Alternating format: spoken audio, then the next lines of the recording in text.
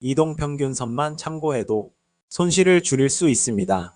안녕하세요. 오늘은 종목이 아닌 제가 주로 사용하는 지표 중 하나인 이동평균선에 대해 간략히 정리해 보려고 합니다.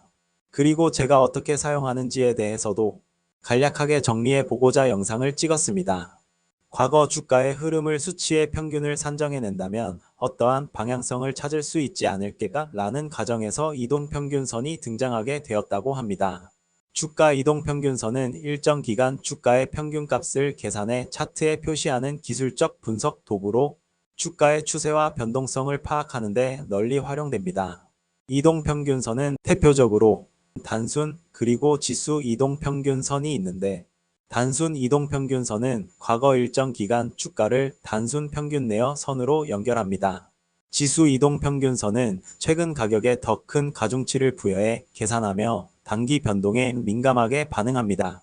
같은 20일 값으로 설정 후 단순 그리고 지수 이동평균선을 비교해 보면 지수 이동평균선이 최근 가격에 더 큰 가중치를 부여했기 때문에 확실히 먼저 반응하는 모습을 확인할 수 있습니다. 이동평균선의 활용 방법은 투자자마다 매우 다양하게 있지만 대표적으로는 정배열과 역배열 그리고 골든크로스, 데드크로스 지지와 저항입니다.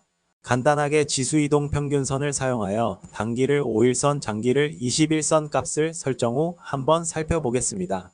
정배열과 역배열은 단기선이 장기선 위에 있으면 정배열 상승 추세로 볼 수 있으며, 단기선이 장기선 아래에 있으면 역배열 하락 추세로 볼 수 있습니다. 골든크로스, 데드크로스입니다. 골든크로스는 단기선이 장기선을 아래에서 위로 상향 돌파하면 매수 신호로 해석합니다. 데드크로스는 단기선이 장기선을 위에서 아래로 하향 돌파하면 매도 신호로 해석합니다. 지지 및 저항입니다. 이동평균선은 주가가 위에 있으면 지지선, 아래에 있으면 저항선으로 작용합니다. 이처럼 이동평균선으로 다양한 매매를 진행할 수도 있지만, 이동평균선은 후행성 지표로 이미 주가에 반영된 정보를 바탕으로 그려지기 때문에 미래에 대한 가격의 예측에는 한계가 있습니다. 하지만 단기 변동성에는 대응이 느릴 수 있으나 추세를 파악하기엔 매우 유용한 지표라고 저는 생각하기에 지금부터 저는 이 이동평균선이라는 지표를 어떻게 저만의 방식으로 활용하는지 공유해 보려 합니다. 제가 주로 사용하는 이동평균선은 240일의 이동평균선입니다.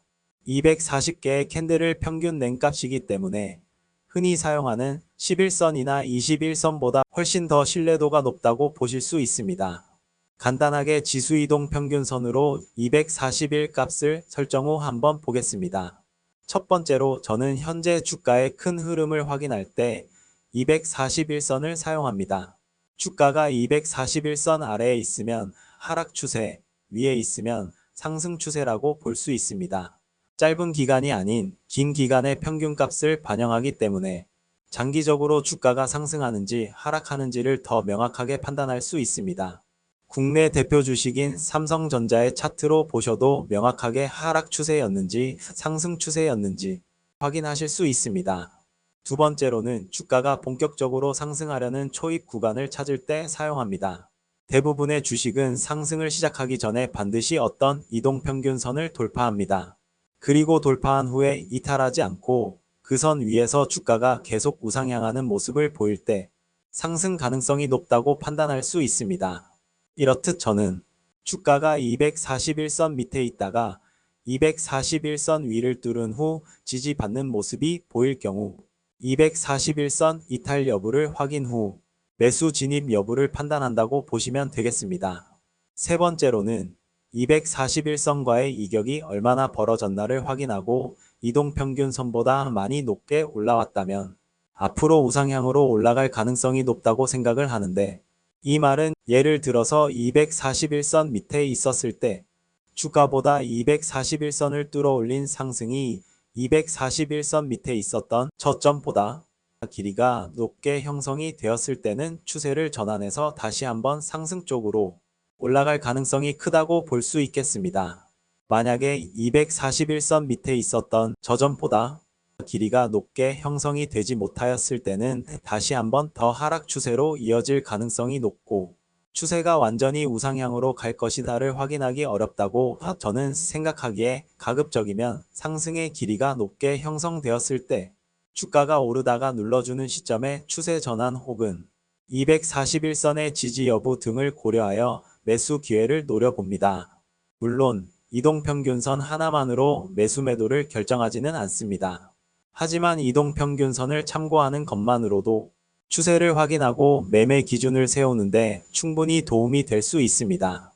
오늘은 주식 차트에서 가장 기본적이면서도 많이 쓰이는 이동평균선에 대해 이야기해 봤습니다. 어떤 투자자에게는 단순히 주가의 평균 가격 흐름을 보여주는 도구일 수도 있지만 조금 더 관심 있게 들여다보면 활용할 수 있는 방법이 정말 다양합니다. 본인만의 사용법을 찾아서 그에 맞게 잘 적용한다면 앞으로 투자를 할 때 매매의 기준점으로 충분히 활용할 수 있겠습니다.